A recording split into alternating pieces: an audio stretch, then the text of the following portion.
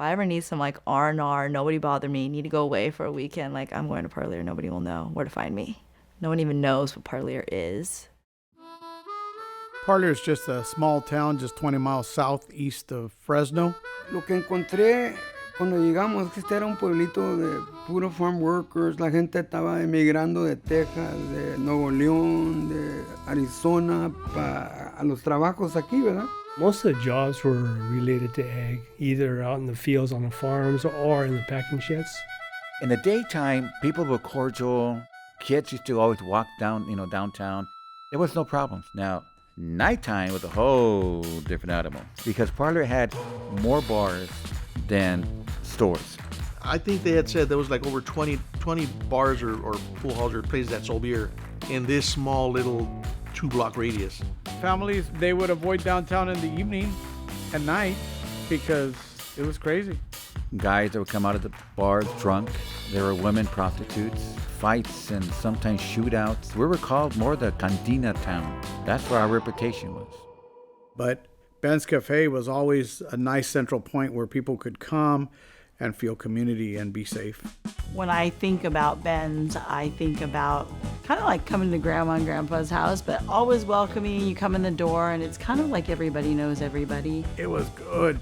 Best beef over rice you can get anywhere. Everybody knew Ben's Café. He'd always throw something else in, or you got to try this. And he's the one that got us to try other things. And before you knew it, we had tried almost everything on his menu. Ben's Café was my dad's restaurant in the main street of Parlier on Fresno Street. It was a Chinese restaurant, but my dad was Japanese. The Japanese community, they had a place to go to eat and see friends. Like a big family get-together sometimes. The guys that would hang out there, they weren't necessarily all Japanese. There was Caucasians and Mexicans and Japanese getting together and mingling and stuff.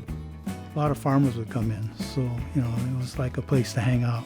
One person would have a dice, and they would spin the dice to see who would pay for coffee. I think the coffee was a quarter back in that day.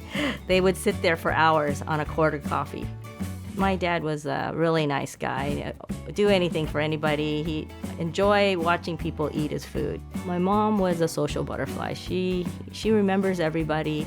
My sister didn't like working in the front. She only did the dishes. And I would be taking the order, getting them their water.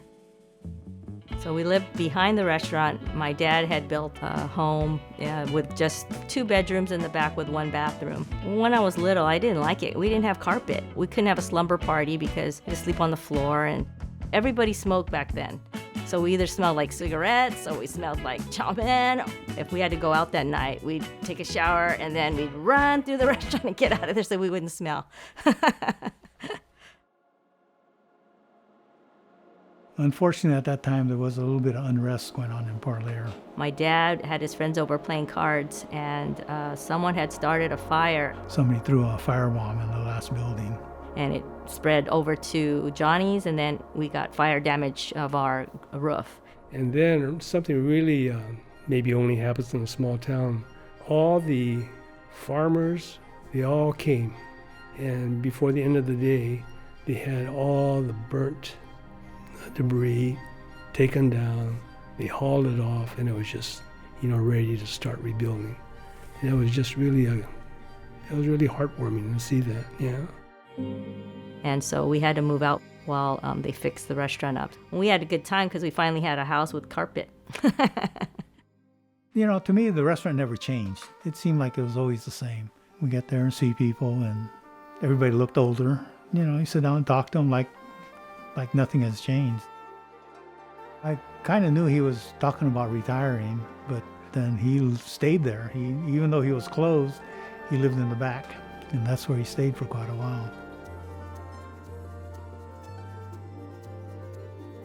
I had a great childhood, living at Ben's Café. And I wouldn't trade it for the world.